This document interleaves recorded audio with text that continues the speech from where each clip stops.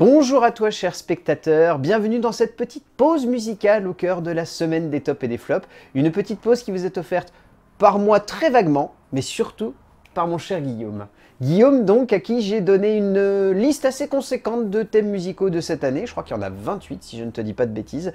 Comme chaque année, je prends des thèmes de films qui m'ont marqué, et je lui fais une petite playlist dans laquelle je lui mets les morceaux, les artistes, etc. Et à partir de cette playlist, Guillaume choisit 5 morceaux qui l'ont marqué durant cette année. Et donc c'est ces morceaux que je vous invite à découvrir.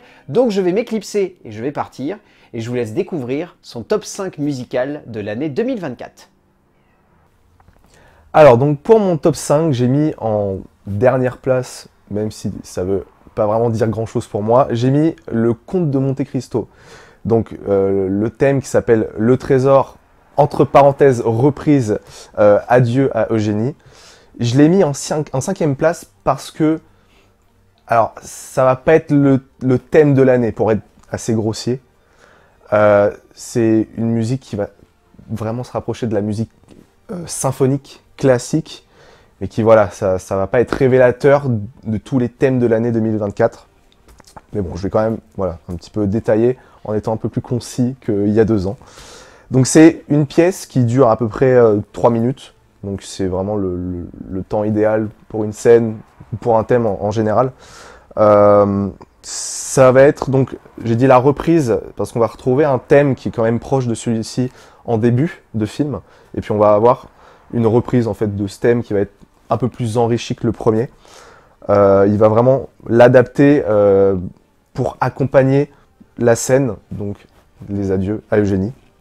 Donc c'est une musique qui se distingue vraiment par une orchestration hyper riche et assez délicate à la fois. Donc il y a quand même des contrastes. Ça met en avant des instruments principalement à cordes, donc ça va être violon, violoncelle, etc. Un piano, et ces deux mélanges vont créer une atmosphère assez mélancolique et émotive. Donc j'ai mis en 5e. Je l'ai mis dans ce top parce qu'il reflète quand même la musique à l'image. C'est vraiment, pour moi, c'est ce qu'il y a de plus important. Dans la playlist que j'ai eue, il y a eu des trucs super, mais quand je les écoutais, c'était plus par plaisir. Je me suis pas dit, tiens, cette musique-là, elle peut me faire penser à des choses qu'on peut retrouver dans des films. Donc vraiment là, je l'ai dit, c'est très mélancolique, presque nostalgique. Donc pour moi, une fois que le thème va apporter quelque chose à la pièce, enfin à la scène, pour moi, ça marche. C'est pour ça que je l'ai mis dans mon top 5. Ce qui va faire que ce thème est assez mélancolique, c'est parce qu'on va retrouver des harmonies principalement mineures. Donc juste pour rappeler, très simple, c'est très grossier ce que je veux dire. Majeur, accord majeur, on est content. Accord mineur, on est triste. C'est hyper grossier, mais voilà. C'est vraiment la plus simple explication que je peux donner. Donc des harmonies mineures, avec une progression d'accords. Voilà. Je peux pas être non plus hyper clair, mais ça va être des caractéristiques qu'on va retrouver dans la musique classique en général. Voilà, progression d'accords, c'est vraiment... On fait en sorte que le thème évolue. On va pas retrouver les mêmes accords pendant tout le thème. On va avoir une vraie évolution pour arriver à une sorte de climax en général. Donc c'est des accords qui ont été choisis par Jérôme Rebottier, c'est lui qui a composé cette musique. Et c'est très d'ailleurs, on retrouve beaucoup ces caractéristiques dans toute la musique du film de Monte Cristo. Il accentue en général le sentiment de tristesse, de séparation, et aussi reflète vachement l'émotion de la scène qui correspond à la musique. C'est un film qui va être basé sur le thème de la vengeance principalement, donc c'était pour moi évident qu'il y ait une orchestration symphonique. Tu peux pas jouer enfin, tu pourrais, mais tu vas pas jouer du banjo pour parler d'un film de vengeance. Voilà. Donc on a une utilisation assez subtile de nuances rythmiques. C'est pas très riche en percussions. Ça va être vraiment riche en instruments harmoniques. Mais voilà, on a des nuances de dynamique, ce qui fait que la pièce, enfin le thème est jamais au même niveau. On a des progressions, donc ce que j'ai dit d'accord, des progressions d'intensité. Voilà, c'est ce que je peux dire. Le thème est jamais à plat, ça fait que monter principalement. Donc variation rythmique, ça ajoute de la profondeur principalement, ça sert vraiment à ça. Ça permet une immersion totale dans l'univers du film. Ce thème-là, pour moi, caractérise le film dans sa globalité. Donc voilà, je l'ai mis en top 5 parce que ça illustre parfaitement la capacité de Jérôme Rebautier à traduire les émotions des personnages à travers sa musique. Voilà, donc ça reste quand même... Enfin, c'était un très bon thème. Je l'ai mis parce que c'était pour moi celui qui méritait d'être mis en connaissance de cause pour son thème qui va être lié musique à l'image. Voilà, pour mon top 5. 5e position, Le Comte de Monte Cristo. Alors, dans mon top 5, j'ai mis en 4e position, et alors avec une surprise quand je l'ai écouté, le thème de Maxine. Film réalisé par Ty West, la musique composée par Tyler Bates. Donc le thème que j'ai pris c'est Hollywood Boulevard. Je l'ai trouvé très intéressant parce que, alors encore une fois, il est dans mon top 5 parce que c'est de la musique à l'image, toujours, sans pour autant représenter l'image. Alors, je m'explique. On a une musique qui va s'ancrer dans un film d'horreur, mais qui n'a aucun caractéristique d'un film d'horreur. Enfin, c'est-à-dire qu'on a un instrument qui m'a particulièrement touché, les percussions, la batterie. On a une batterie, je vais en revenir tout à l'heure plus en détail, mais une batterie qu'on a posée là. Je ne sais pas à quoi elle sert, en tout cas ça marche. Ça c'est sûr que le Tyler Bates, ça, il s'est dit, je vais embaucher un batteur, il fait ce qu'il veut dessus. J'ai juste à le foutre dans un studio, je l'enregistre, point barre. Pour moi, ça a été fait comme ça. Je pense que non, je pense qu'il y avait quand même une partition derrière tout ça. Mais voilà, je l'ai mis en top 4. Alors donc, Tyler Bates, on a ce morceau qui illustre l'approche caractéristique de Bates. Vraiment, c'est en écoutant plus sa discographie. Il mêle des éléments percussifs, des dissonances pour créer une atmosphère hyper tendue, mais immersive. Donc c'est pour ça que quand même la musique à l'image va marcher dans ce thème, mais qui est justement en adéquation avec l'ambiance du film. On a un thème, si tu l'écoutes et que tu ne connais pas ce film, tu vas jamais te dire, tiens, c'est un film d'horreur. Non, ça marche pas. Pourtant, on a dans ce thème, alors ça aussi, la présence d'un saxophone. Un saxophone dans un film d'horreur. Bon, c'est un saxophone qui va jouer de manière très plaintive et on a des gémissements vocaux qui sont intéressants puisque ça rappelle un peu les films d'horreur italiens des années 70. C'est très marrant. Bon, on a aussi, alors ça, on va dire que c'est l'instrument qui peut le plus s'intégrer dans ce thème, c'est la guitare électrique. Mais bon, instrument assez commun dans pas mal de films d'horreur. Ça va ajouter une dimension assez rock, c'est très banal ce que je dis, mais assez rock. Ça reflète l'énergie et le dynamisme de l'époque, qui est représenté dans le film, attention, pas en 2024. Donc on a une structure dans ce morceau, Hollywood Boulevard, qui est très concise, avec une durée assez courte, hein. Le morceau il fait pas plus de 2 minutes.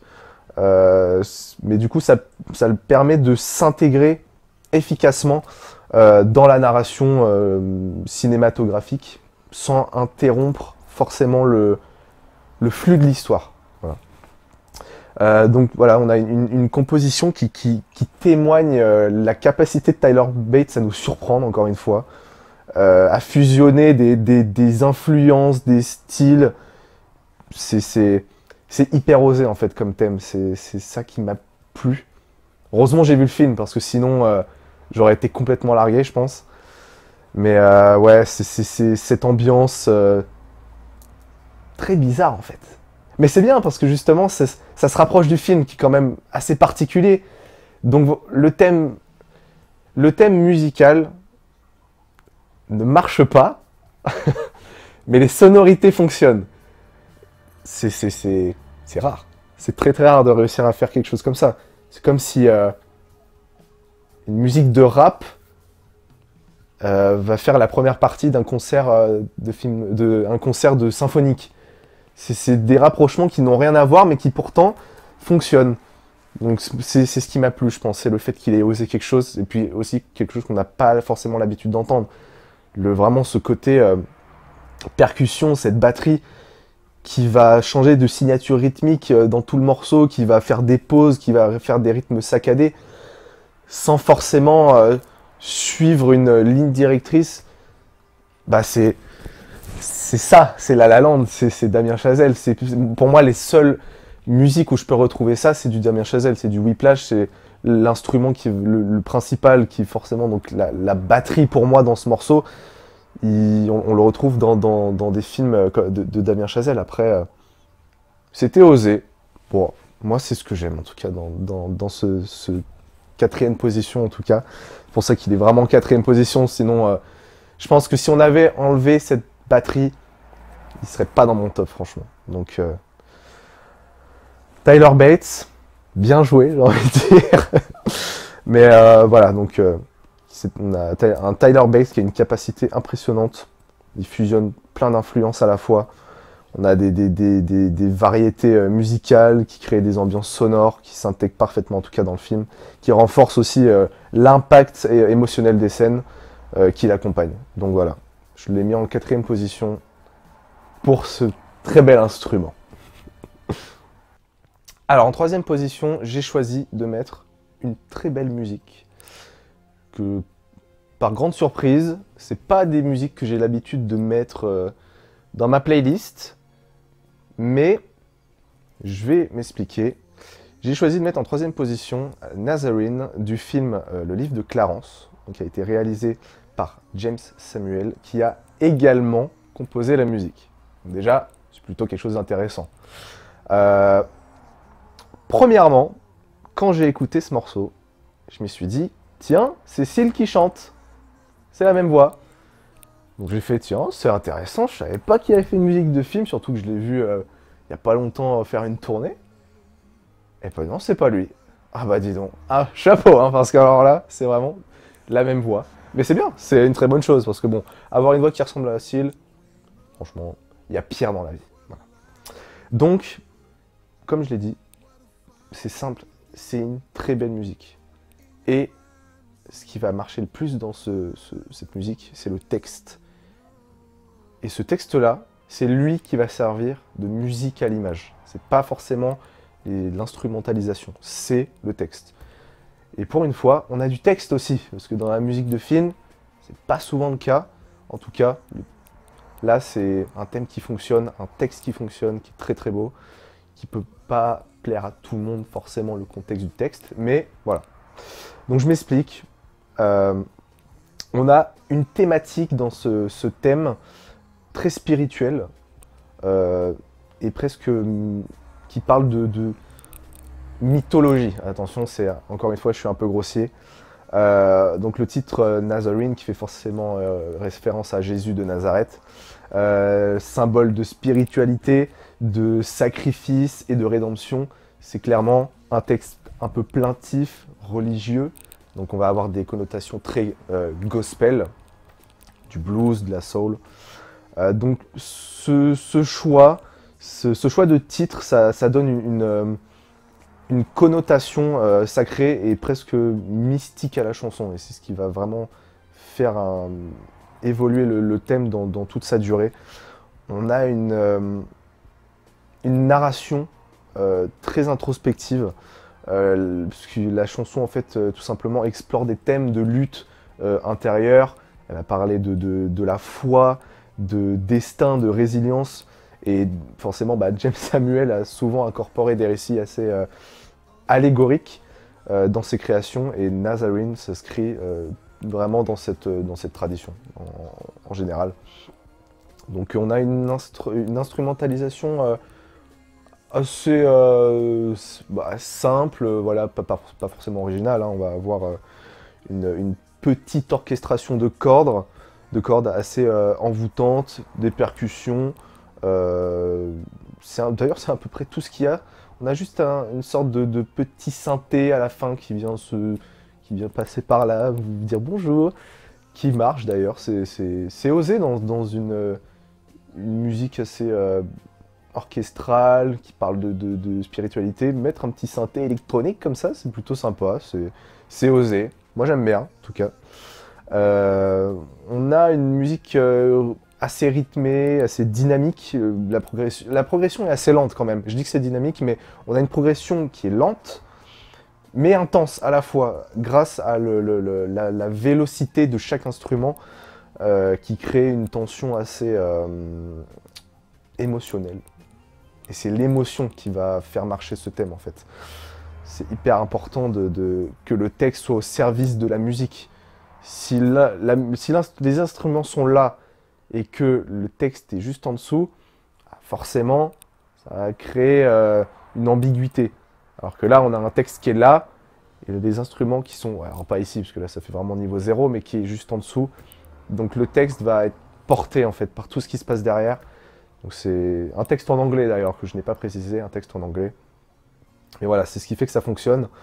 Donc voilà, ça parle de symboles bibliques, de lutte intérieure, on a de la poésie visuelle dans ce qu'il raconte, puisque les paroles sont presque cinématographiques en fait. C'est pour ça que ça marche. Le texte met au service l'image. C'est des images qui sont... Oh, je sais même pas si je pourrais dire ça, mais peignantes. C'est pour moi, on a un tableau, tu jettes de la peinture et tu vois ce que ça donne. Et le texte, en fait, pour moi, c'est ça. Je pourrais même pas dire pourquoi il a décidé de parler de ça. Si c'est du vécu, si c'est une envie, voilà, je sais pas, une envie aléatoire, je sais pas. Mais ça marche. Et pour moi, il est en 3e position à cause de Seal. Non, c'est pas à cause de Seal, mais vraiment parce que le texte, pour une fois, est au-dessus du reste. Et j'ai pas trop d'exemples de musique comme ça. Il y en a forcément, mais ce qui est bien aussi, c'est que je n'ai pas vu le film. Donc ça, forcément, quand j'ai écouté la musique, bah, j'ai compris de quoi ça parlait en fait. En tout cas, le texte. Si tu parles pas anglais, forcément, c'est un peu compliqué. Mais c'est un texte qui est à la fois simple, mais qui raconte une histoire et qui peut te faire imaginer plein de choses. C'est un texte qui est rempli d'images. Donc pour moi, ça fonctionne très très bien et ça marche très bien dans ce film. Parce que vu le contexte du film, c'est une musique qui s'inscrit très bien dedans. Donc voilà, on a une musique très impactante, avec son style propre à lui. Comme beaucoup d'œuvres, hein, Nazarene, c'est un exemple parfait de la façon dont James Samuel fusionne musique et storytelling d'ailleurs. La chanson pourrait facilement faire partie d'une bande originale de plein d'autres films. Mais voilà, 3e position, c'est, on va dire, la musique qui sort le plus du reste des autres, en tout cas pour moi, grâce au texte. Parce que personnellement, je suis beaucoup plus à l'écoute des musiques instrumentales que les musiques à texte. Donc voilà, pour moi, il mérite entièrement sa 3e position. En 2e position, et d'ailleurs, vous verrez mon top 1, j'ai choisi 2 musiques qui vont se ressembler sans pour autant être des jumeaux. C'est de la musique électronique. J'aime bien ça, j'avoue. Pour moi, tu mets de la musique électronique dans un film, c'est un bon film. Ouais, je rigole hein, forcément, mais... Top 2, alors là, franchement, incroyable. Match Point du film Challengers. Une musique de Trent Reznor et Atticus Ross. Oh la balle perdue, sans mauvais jeu de mots d'ailleurs. C'est de la musique électro, pour moi. Alors pas parfaite, parce que sinon je l'aurais mis en top 1, forcément. Mais c'est quelque chose... Top 2, toujours, musique à l'image. Je commencerai toujours par ça. Pour moi, les 2 premières positions, c'est ceux qui ont le plus, on va dire, respecté la musique à l'image. Et je vais encore une fois me contredire. Quand tu écoutes cette musique, tu vas pas savoir de quoi parle le film. humainement impossible. Enfin, franchement, faut être un génie pour se dire, tiens, ce film parle principalement de tennis, il y a Zendaya, non, c'est pas possible. Mais je vais m'expliquer, on a une structure musicale, de musique électronique. Donc ça veut dire qu'on commence là, c'est pas zéro, hein. Ici c'est 60%, et on arrive là, à 100%. On commence pas à zéro, c'est-à-dire que dès le début, ça part direct. Donc franchement, ça, moi quand j'entends ça, je suis content. J'étais obligé de le mettre en top 2, franchement. Donc on a une ambiance dans ce morceau quand même, qui est très cinématique. C'est très, d'ailleurs, c'est à l'image de Trent Reznor et Atticus Ross, hein. C'est des morceaux, un style qu'ils ont souvent travaillé. Ça se ressent dans The Social Network, même dans Gone Girl. On a un peu ce côté, pas forcément électro, mais des sons électroniques. Donc Matchpoint, il a une texture sonore minimaliste, mais évolutive. C'est pour ça que je disais 60%, 100%. On a une vraie évolution dynamique, une montée progressive vers un crescendo intense. C'est boîte de nuit, hein. Clairement on est ici, c'est boîte de nuit. On a des éléments de tension et de relâchement aussi. C'est-à-dire que même si la musique est à son climax, les instruments qui sont dedans vont permettre de créer des petites pauses pour un peu faire respirer les oreilles. Donc c'est très fréquent dans la musique électronique. On a toujours l'impression qu'il est à son volume au maximum. Mais derrière, on va avoir 10 000 synthés qui vont jouer plein de notes différentes à la fois. Mais petit à petit, tu as des synthés qui vont être soit supprimés, soit filtrés. Et ça permet justement que le morceau soit quand même dynamique, mais qu'il va évoluer, il va respirer, il va y avoir quand même presque des chapitres dans ce morceau. Donc l'instrumentalisation, elle est très simple. Des synthés, des synthés, des synthés. Synthé modulaire, je tiens à préciser. Je ne vais pas rentrer dans les détails. On a des synthés analogiques, des synthés modulaires. Là, c'est très modulaire. C'est-à-dire qu'on a Trent Reznor qui utilise des synthétiseurs pour créer des nappes donc, électroniques, immersives et expérimentales. Donc ces synthés modulaires, ils ne vont pas servir à faire des notes envoûtées, enjouées, qui vont partir dans tous les sens.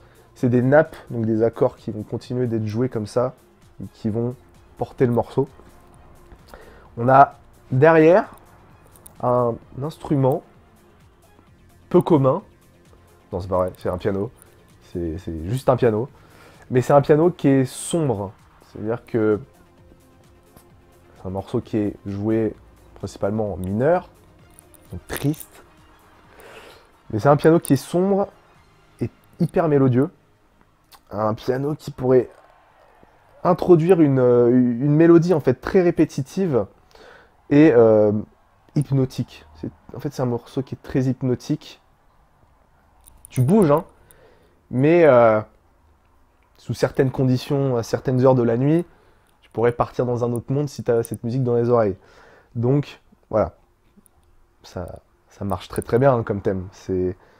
On n'a pas forcément une mélodie que tu retiens dans la tête, mais pourtant, si tu l'entends plusieurs fois, tu vas finir par retenir tout le morceau.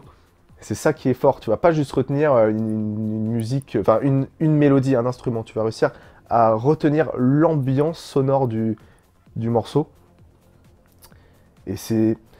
Alors Matchpoint, justement, le nom est bien choisi. Et ça, c'est grâce à ces percussions d'ailleurs. Percussions très industrielles, si je puis dire. Bon.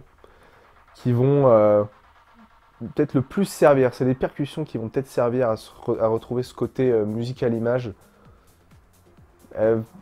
Forcément, en ayant vu le film, les percussions, elles font référence au match de tennis. En tout cas, au bruit qui l'entoure. Ça va être des bruits différents. Le bruit lorsqu'on a Donc un match, les bruits des spectateurs, ça peut être plein de choses différentes. Donc pour ce qui est de la thématique et de l'émotion du morceau, on a une tension, une vraie détermination. Avec un titre comme Match Point, forcément ça marche. La musique pourrait tout simplement traduire dans ce film un moment critique, une décision finale, ou même un affrontement. C'est pour ça que ça marche. Le mot affrontement est hyper important dans cette musique. C'est un peu le thème du film. Hein. Le film est porté sur un affrontement. On a des dissonances dans ce morceau émotionnel, justement. C'est pour ça que ce qui marche dans musique à l'image, c'est qu'on a des mots qui parlent de musique et des mots qui parlent de film. Dissonance, musique, émotionnel, film. Ça marche très très bien. Donc Trent Reznor qui est maître dans l'art de mêler des tonalités et et à la fois des tonalités oppressantes et cathartiques. Je pense que ces deux loustiques étaient faits pour faire cette BO, en tout cas ce thème. Donc voilà, moi je vous le conseille. Je l'ai mis en top 2. Forcément, ma playlist habituelle que j'écoute tous les jours a influé sur mon choix. Mais quand même, si je ne m'étais pas basé que sur ça, c'est une musique qui... Je pourrais partir des heures dessus. Hein. Mais si on découpe tout le morceau, instrument par instrument, ce qui serait génial, chaque instrument a été réfléchi en fait. Chaque note, chaque dynamique, rythme, tonalité, c'est réfléchi, ça se sent complètement. Donc voilà, pour moi, il mérite entièrement sa place en deuxième position. Et je vous conseille le film d'ailleurs, qui est plutôt chouette, avec un très beau casting. Donc top 2, Match Point. Et bientôt, le top 1, c'est la surprise. Et donc, fin du suspense, en première position, Discomina. Le morceau s'appelle Discomina. Du film Drone, donc réalisé par Simon Bouisson. Cette musique a été composée par Paul Sabin, quelqu'un que je ne connaissais pas. On vient de faire ses recherches là il y a quelques minutes pour en savoir plus. Et alors pourquoi ces recherches? D'habitude je m'intéresse pas forcément. Enfin je m'intéresse pas. Je vais pas forcément faire des recherches. Mais pourquoi ces recherches là sur ce compositeur? Parce que quand j'ai écouté ce morceau pour la première fois, je me suis dit tiens, est-ce que c'est l'équipe de Zao de Sagazan qui a composé ce morceau? Alors Zao de Sagazan, qui a quand même été une artiste très importante dans cette année 2024. Un film français. Donc je me suis dit, tiens, ça m'étonnerait pas qu'il y ait un ou deux musiciens qui se soient greffés dans ce projet. J'en sais rien. En tout cas, je pense qu'il y aurait une collaboration entre ces deux-là à faire. C'est peut-être pour ça que je l'ai mis en top 1 d'ailleurs. C'est que le morceau, franchement, il est super.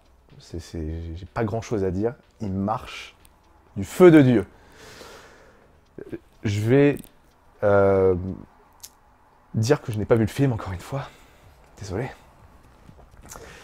Mais c'est pas plus mal, parce que cette musique, elle m'a fait imaginer plein de choses. Et c'est pour ça qu'il est en top 1.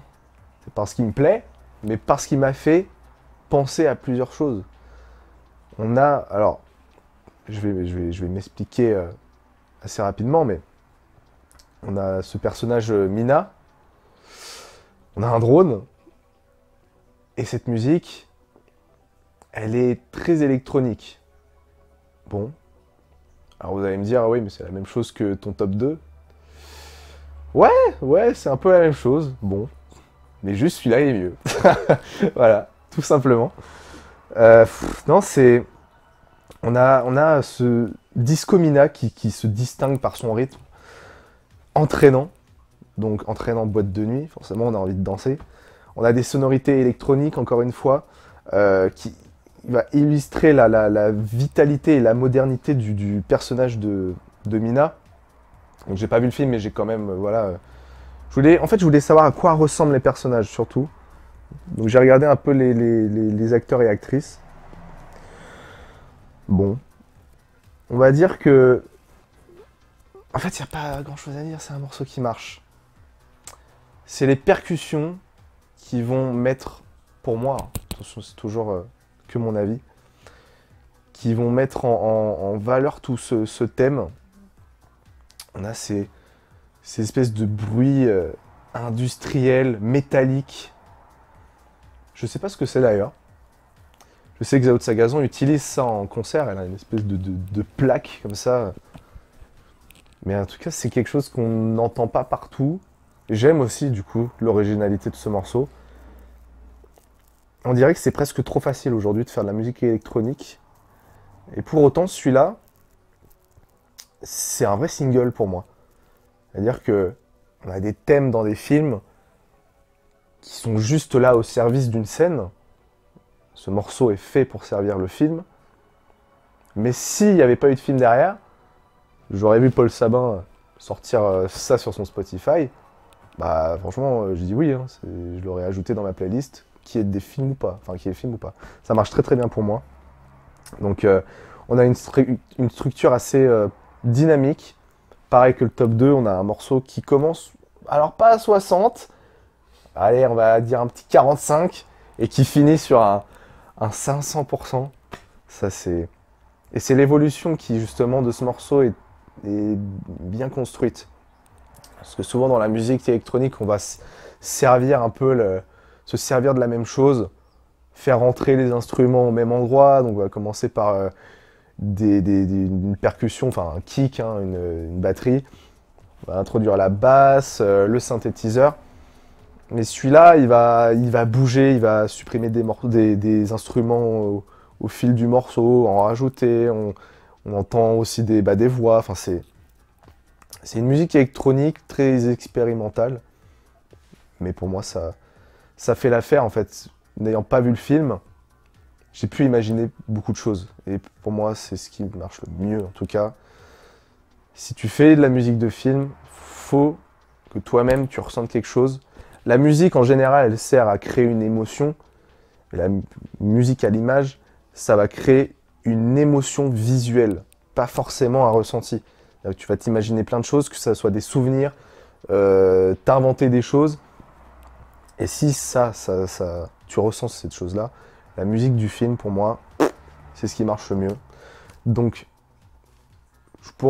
j'ai pas noté grand-chose sur ce morceau, même si je pourrais en parler très longtemps. Pareil que le top 2, en découpant vraiment le morceau instrument par instrument. Je l'ai mis en top 1. Bon, je pense que c'est un choix qui va surprendre pas mal de monde. Après, c'est que mon avis. Donc top 1, Disco Mina. C'était mon top 5 de l'année 2024. Merci de m'avoir écouté. Merci mon cher Guillaume. Avec plaisir. Pour ces belles musiques que tu nous as fait découvrir, un top 5 bien éclectique. Je suis bien content. J'espère que vous aurez découvert des petites perles ou même que vous allez découvrir des musiques que vous allez vouloir écouter.